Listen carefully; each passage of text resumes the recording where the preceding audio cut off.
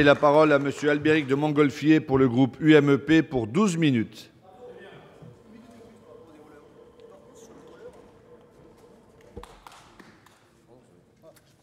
Merci, Président. Il faut gagner une minute par rapport au dérouleur.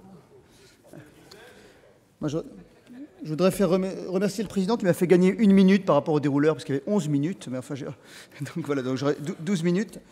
Je voudrais, Monsieur le Président, Monsieur le Ministre, Monsieur le Président de la Commission des Finances, Messieurs les rapporteurs, mes chers collègues, rassurez les gens façon placée, on va en effet travailler dans cet esprit constructif. Mais je commencerai par une petite citation, vous m'en voudrez pas, celle de François Hollande, le 22 janvier 2012 au Bourget, qui était candidat, on ne se lasse pas, qui était candidat à l'élection présidentielle et qui rappelait à l'occasion de son grand meeting, là peut-être que la diatribe était un peu démagogique, il rappelait que son adversaire était le monde de la finance. Et la traduction c'était l'engagement numéro 7, qui entendait séparer les activités des banques, les banques qui sont utiles à l'investissement et à l'emploi, de leurs opérations spéculatives. Tel était l'engagement numéro 7. Mais nous le savons bien, et les Français l'ont désormais bien compris, dans ce gouvernement, il y a parfois un retour aux réalités. Et en conséquence, retour aux réalités, point de séparation stricto sensu, mais une simple filialisation des activités spéculatives et qui concerne uniquement le compte propre des établissements bancaires. Force est donc de constater que les promesses électoralistes du candidat Hollande se heurtent au principe de réalité. En effet, nous ne pouvons pas nous affranchir du contexte et du monde dans lequel nous vivons. Ce monde, Barack Obama n'est pas revenu au Glass-Steagall Act parce qu'il ne voulait pas fragiliser les banques américaines face aux banques européennes. La règle Volcker promue par Wall Street, reprise par le président américain, limite certains types de spéculation, mais établit tant d'exceptions que certains analystes parlent d'une véritable gruyère. L'option Vickers, qui est sortie tout droit de la City de Londres, ne propose pas de séparation, puisque activité de dépôt et activité spéculative restent sous le même toit. Le rapport Liikanen pour la Commission européenne est beaucoup plus strict, mais il ne touche pas non plus au modèle de la Banque universelle. La réalité est que nous devons nous féliciter de disposer de grandes banques nationales qui ont su résister à la crise. Elles contribuent à notre croissance, elles contribuent au soutien de nos entreprises et de la consommation. Et il serait donc contre-productif pour la France et pour notre croissance de les fragiliser outre mesure et par là même de favoriser les autres banques européennes ou américaines. Certes, il ne s'agit pas d'être naïf. La crise économique a d'abord été une crise financière et bancaire. L'excès de financiarisation, l'excès de spéculation, peut-être irraisonné, a été à plusieurs reprises incontrôlé, irraisonné. Je rappellerai cet effet sur différents bancs, les affaires Madoff, Kerviel, UBS, la crise des surprimes, la crise de la baleine de Londres, le scandale du Libor, autant de crises qui montrent les excès de la finance. Et sans doute, la crise de 2009 a convaincu les grandes puissances de la nécessité de réformer les banques devenues trop grosses et trop risquées pour la stabilité de l'économie mondiale. À titre d'exemple, ce chiffre est impressionnant, les actifs détenus par le secteur bancaire européen représentent 300% du PIB de l'Union européenne. Et les actifs détenus par une seule banque française, BNP Paribas, représentent à eux seuls la totalité du PIB français. Les banques sont devenues systémiques, c'est-à-dire trop grandes pour faire faillite, et en cas de défaut d'un seul établissement, les États sont donc contraints d'intervenir pour éviter de déstabiliser l'économie. C'est ce qui a été rappelé tout à l'heure, too big to fail. Ainsi, entre octobre 2008 et octobre 2011, les États européens ont mobilisé 4 500 milliards d'euros en aide et en garantie publique à leurs banques, même s'il convient de noter que le sauvetage en France de nos banques n'a rien coûté, il faut le rappeler, à nos finances publiques. Par ailleurs, les activités de marché ont connu une croissance exponentielle. Néanmoins, nous devons même nous interroger sur la nécessité, sur la pertinence de la mise en œuvre d'une réforme structurelle des banques dans la mesure où le modèle de banque universelle est désormais bien inscrit dans le paysage français et s'est révélé solide à l'épreuve de la crise. D'ailleurs, le rapport Liikanen évoque l'absence de lien démontré entre la faillite d'une banque et son modèle d'activité. C'est pourquoi un certain nombre d'initiatives ont été acceptées par les banques. Elles ont été prises au niveau européen depuis la crise et elles entraînent des bouleversements profonds pour le fonctionnement des marchés. Renforcement des normes prudentielles, exigence de capital, mise en place de nouveaux ratios d'illiquidité, les fameux ratios de Bâle III, et à partir du 1er mars 2014, supervision unique des banques par la BCE dans la zone euro et par l'autorité bancaire européenne dans l'ensemble de l'Union européenne, par ailleurs chargée d'établir des règles destinées à prévenir la défaillance des établissements financiers. Union bancaire en marche à l'échelle de la zone euro, et certains effets de ces différentes mesures se font d'ores et déjà sentir, même s'il est encore trop tôt pour en mesurer l'impact. Les banques ont d'ores et déjà procédé à des réductions de leurs activités de marché en raison de ces nouvelles contraintes. Et d'ailleurs, d'aucuns dénoncent le fait que la filialisation des activités spéculatives pour compte propre, qui est au cœur même, monsieur le rapporteur, de cette loi, ne va représenter que 0,5 à 2% des actifs des banques. Mais il faut rappeler qu'avant la crise, ce n'était pas sans doute 0,5 à 2%, c'était plutôt 10 à 15% de leurs actifs, selon les estimations du président, peut-être même plus, 25, de l'autorité de contrôle prudentiel.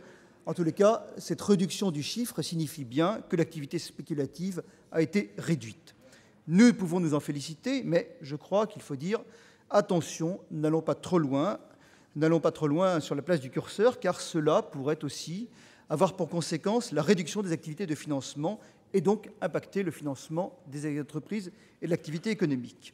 Il faut donc veiller à ne pas trop rajouter de contraintes, car cela réduirait clairement les capacités de financement et fragiliserait les activités de la banque de financement et d'investissement. Cela pourrait aussi avoir pour conséquence une hausse du coût des crédits pour les entreprises qui ne pourraient plus négocier des tarifs globaux et sans doute une hausse du coût des opérations du fait d'une augmentation du coût de refinancement des banques.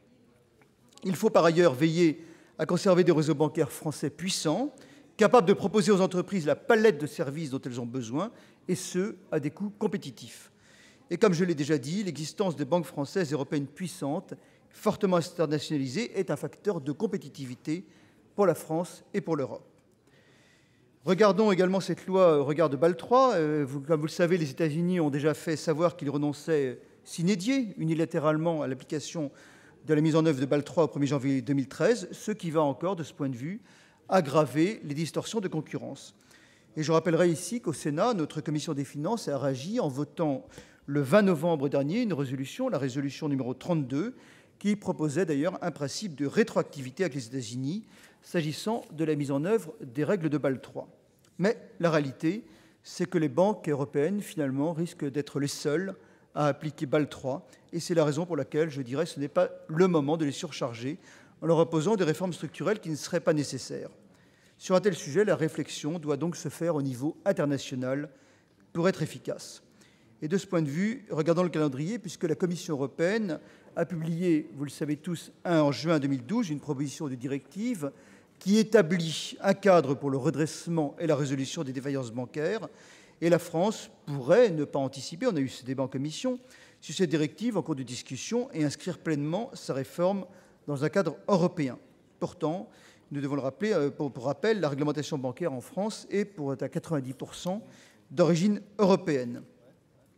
Le gouvernement a souhaité anticiper et l'adoption de cette directive nous obligera donc, de toute façon, à adopter un nouveau texte et on pourrait s'interroger sur le caractère d'affichage du texte aujourd'hui, puisque finalement, le gouvernement laisse à croire qu'il a agi, alors que finalement, la montagne, sur certains aspects, va accoucher d'une souris. En fait, ce texte ne fait que compléter la réforme bancaire qui avait été déjà engagée en 2011 sous le quinquennat de Nicolas Sarkozy au travers de la loi de régulation bancaire et financière. Pour autant, au-delà de ces considérations générales, je souhaiterais, au nom de mon groupe, saluer certaines avancées du texte qui nous est proposé, notamment en matière de protection des consommateurs, avec peut-être un certain nombre de débats que nous aurons au cours des amendements. Par exemple, fallait-il aller jusqu'à plafonner les frais bancaires pour l'ensemble de nos concitoyens? C'est un débat qu'on a eu ce matin, monsieur le rapporteur, alors que le projet de loi initial le limitait simplement aux Français les plus modestes, dont les revenus, en tous les cas, sont les plus faibles. À titre personnel, je ne pense pas qu'on doit aller jusqu'à un plafonnement général. En tous les cas, nous aurons ce débat à l'occasion des amendements. Par ailleurs, le présent projet de loi prévoit un renforcement de l'autorité et des pouvoirs de l'autorité de contrôle prudentiel en matière de contrôle de l'honorabilité, de la compétence et de l'expérience des dirigeants des établissements de crédit. puisqu'il y aura un pouvoir d'opposition à leur nomination et leur renouvellement, pouvoir qui sera confié à l'ACP, qui va d'ailleurs devenir l'ACPR, R pour résolution, et ces contrôles seront d'ailleurs étendus dans le projet de loi, par rapport au projet de loi voté en première lecture, à l'ensemble des administrateurs des banques coopératives régionales, alors qu'initialement, il ne portait que sur les seuls dirigeants responsables des banques au sens du Code monétaire et financier. Le texte, me semble-t-il, ne tient pas compte de la nature même des banques coopératives et de l'existence d'un organe central qui dispose déjà de larges prérogatives. Vous savez que l'Assemblée nationale a adopté un texte qui exclut du périmètre d'application du dispositif les caisses locales, qui bénéficient déjà d'un agrément collectif, mais n'a pas exclu les caisses régionales. C'est pourquoi nous aurons, avec un certain nombre de collègues, à déposer des amendements, puisque nous souhaitons éventuellement avoir un débat sur l'extension des exemptions aux caisses locales, à façon éventuellement à l'étendre aux administrateurs des banques coopératives régionales, sauf bien sûr pour les dirigeants de ces établissements. Au-delà de toutes ces remarques, puisqu'il me faut conclure, ce texte n'est donc pas révolutionnaire. Il comporte certains points positifs, il faut le souligner, et demeure un texte pour l'essentiel technique. C'est pourquoi le groupe UMP se prononcera en définitive au vu des amendements qui seront discutés en cours de séance, et sous réserve que ces amendements ne durcissent pas excessivement le texte adopté par notre commission. Dans ce cas-là, nous serions amenés à nous opposer à ce texte. Sous cette réserve, nous pourrions éventuellement nous abstenir, mais c'est le cours du débat qui nous donnera notre position définitive. Souhaitons ne pas alourdir par des amendements excessifs le texte qui a été adopté par notre commission et sur lequel nous partageons un certain nombre d'orientations, et à tous lesquelles je voudrais saluer, monsieur le rapporteur, votre travail, puisque sur le texte initial, nous le partageons très largement, ce qui pourrait nous conduire à nous abstenir. Merci de votre participation. Merci, monsieur de Montgolfier. La parole